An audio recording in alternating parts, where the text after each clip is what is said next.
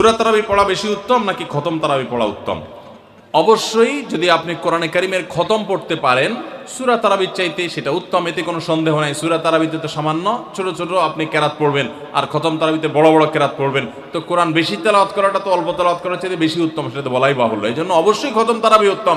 কিন্তু খতম তারাবি যদি তুফান মিল গতিতে হয়, 5G 6G গতিতে হয়, তাহলে সেই খতম তারাবি যদি হয়, যেই খতম তারাবিতে কি পড়েন হাবেশ সাহেবের শুধু ইয়া আলামুন আর তা আলামুন ছাড়া কিছু না বুঝেন, তাহলে ওই রকম খতম তারাবি পড়ার চাইতে সূরা তারাবি পড়া উত্তম। কথা কি বুঝতে পারছেন?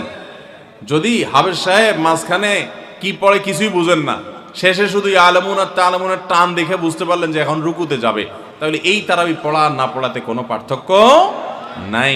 অনেক জায়গাতে এরকম তারাবি পড়ে, ওই যে সোশ্যাল মিডিয়াতে কিছু কিছু ভিডিও পাওয়া যায়, হ্যাঁ, দেশের বাইরের, যে এমন গতিতে তারাবি পড়ে যে আপনি 3 আয়াত পড়তে না পড়তে তার 1 রাকাত শেষ। এগুলা তারাবির নামে তামাশা। শুধু খতম তারাবি কেন, অনেক সূরা তারাবিও এরকম আছে যে পড়ে সূরা তারাবি, সেটা আবার এরকম 5G গতিতে পড়ে। তারাবির নামে যে কত তামাশা চলে।